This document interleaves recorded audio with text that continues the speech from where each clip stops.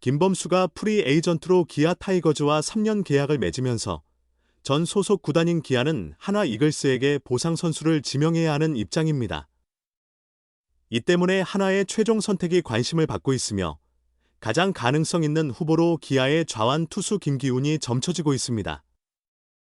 2000년에 태어나 병역을 마친 좌완 투수 김기훈은 고등학생 때부터 전국 단위에서 주목받는 유망주로 명성을 얻었습니다. 두 번째 양현종이라 불리며 많은 기대를 안고 2019년 신인 드래프트에서 기아 타이거즈의 1순위 지명을 받았습니다. 하지만 1군 경기장에서 여러 차례 기회를 얻었음에도 아직까지 데뷔 초 받았던 기대치에는 훨씬 못 미치는 성적을 기록 중입니다. 해마다 달라지는 투구 폼과 고쳐지지 않는 제구 때문에 김기훈은 팀 내에서 걱정스러운 존재로 평가받아 왔습니다.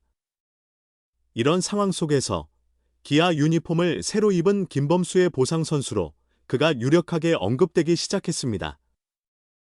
본래 하나가 부족한 중견수 보강을 할 것이라는 예상이 많았으나 기아 또한 하나가 원하는 핵심 자원을 쉽게 내주지 않을 것이라는 분석도 나오고 있습니다.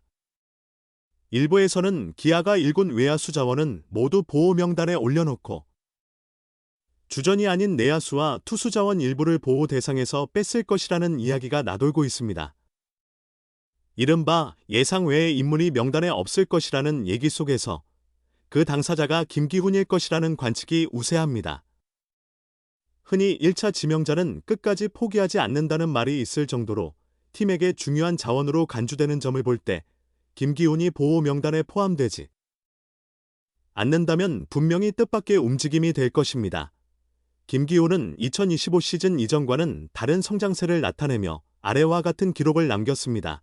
24경기 투입, 1승 1패, 방어율 3.25, 27과 3분의 2이닝, 25피안타, 14사구, 27삼진, 평균 투구 속도 142.5km, 주로 점수차가 벌어진 경기에서의 등판이 많았음에도 이전보다 성장한 모습을 보였다는 점에서 의미 있는 한 해였습니다. 만약 김기훈이 실제 보호 명단에서 빠지고 하나가 그를 선택한다면 하나는 그의 2025 시즌에 드러난 발전 가능성에 주목했을 것입니다. 물론 이는 추측에 불과하지만 하나에게 김기훈은 매우 매력적인 선택지가 될 수 있습니다. 좌완 투수이며 최고 속도가 140km 후반에 이르는 그는 김범수와 같이 원포인트 개투로도 쓸 수 있는 자원이기 때문입니다. 기아 타이거즈로부터 보호선수 명단을 넘겨받은 한화 이글스의 선택이 코앞으로 다가왔습니다. 하나가 어떤 선수를 선택할지, 그리고 김기훈이 새로운 기회를 얻을 수 있을지, 이제 그 결정을 지켜봐야 할 때입니다. 기아의 좌완 투수 김기훈은 이번 시즌 개막 엔트리에 들지 못하다가 5월에 4차례 등판한 후 다시 1군에서 모습을 감췄다. 팬들은 또다시 같은 패턴이 반복되고 있다고 아쉬워했다. 시즌 후반에 기대를 모았고 스프링 캠프에서도 주목을 받지만 정작 시즌이 시작되면 기대에 미치지 못한 채 2군으로 내려가는 것이 그의 지금까지의 흐름이었다. 광주동 선고를 나와 2019년 기아의 1순위로 지명된 김기훈은 계약금만 해도 3억 5천만 원에 달할 정도로 기대를 모은 신인이었다. 2019년 1군에 데뷔해 79와 3분의 1이닝을 던졌고 2020년에도 22경기에서 52이닝을 소화했다. 그러나 2해 연속 5점대를 기록한 평균 자책점으로 인해 팀 1군 마운드의 특정 역할을 꾸준히 수행했다고 보기엔 부족한 모습이었다. 그러던 중 입대를 했다. 김기훈의 기대와 실망이 반복되는 패턴은 군 복무를 마치고 돌아온 2022년부터 본격화됐다. 국군체육부대, 상무에서 인상적인 모습을 보였던 그는 제대 직후 5경기 8과 3분의 2이닝 동안 1.04의 평균 자책점을 기록하며 강렬한 임팩트를 남겼다. 시속 150km에 육박하는 강력한 직구를 자랑했다. 선발 유망주로서의 가능성이 다시 살아나는 듯 보였다. 실제로 2023년 시즌을 앞두고 선발 자리 경쟁에도 뛰어들었다. 그러나 2023년 선발 경쟁에서 밀려난 데 이어 시즌 전반 확고한 자리를 잡지 못하고 다시 2군으로 내려가야 했다. 이후 8월에 복귀해 평균 자책점 2.84를 기록하며 2024년에는 기대해 볼 만하다는 평가를 이끌어냈다. 하지만 그게 전부였다. 2024년 초 구속이 크게 하락하며 1군에서 뛰지 못했다. 그나마 8월 8경기에서 평균 자책점 0을 기록하며 다시 내년 시즌을 위한 기대주로 분류되는 데 그쳤다.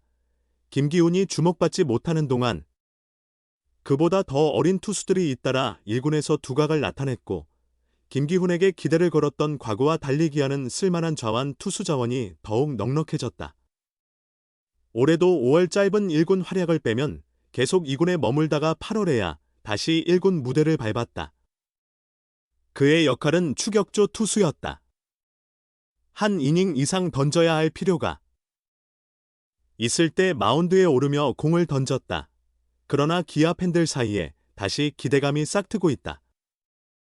8월 적응 기간을 거친 김기훈은 9월 이후 11경기에서 13과 3분의 2이닝을 책임지며 평균 자책점 1.98이라는 뛰어난 성과를 기록했다. 처음엔 김기훈에 대해 부정적이었던 여론도 점차 바뀌기 시작했다. 오히려 시즌 말미에는 김기훈만큼 꾸준한 성적을 낸 기아 불펜 투수를 찾기가 힘들 지경이었다. 그 결과 내년 시즌에 대한 기대도 다시 높아지고 있다. 아직 25세의 젊은 나이에 병역을 마쳤다는 점 또한 긍정적으로 작용한다. 물론 김기훈의 역할은 추격조였고 대부분의 경기는 비교적 유리한 상황에서 등판하는 경우가 많았다. 막중한 압박이 따르는 경기에 나선 적은 거의 없었다. 잔루 처리율 또한 그의 커리어 평균보다 높은 수준이었다. 이런 점이 좋은 성적로 이어졌을 가능성은 있다. 하지만 그와 별개로 세부 기록이 상당히 개선됐다. 구속이 특별히 빨라진 건 아니지만 제구력과 체인지업의 위력이 이전보다 분명히 나아진 점이 눈에 띈다. 여기에 공속이 조금만 더 붙는다면 이라는 기대 어린 상상이 따라다니는 것은 어쩔 수 없는 일이다. 김기훈은 통산 9이닝당 볼넷 허용 개수가 79개에 이른다. 실제로 중요한 순간에 마운드를 믿고 맡기기에는 부담되는 수치다. 2023년에는 이 수치가 무려 10.63개였고 지난 시즌에도 6.86개로 여전히 좋지 않았다. 그러나 올해는 이 수치가 3.25개로 크게 줄었다. 이를 유지할 수만 있다면 상당히 경쟁력 있는 모습을 보일 수 있다. 그동안 그의 문제는 피안타율이 아니었기 때문이다.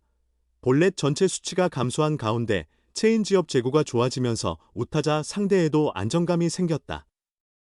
한때 자신에게 맞는 최적의 폼을 찾느라 어려움을 겪기도 했지만 이번 시즌 후반의 투구 폼은 제구와 주자 견제 면에서 모두 좀 더 수월해 보였다.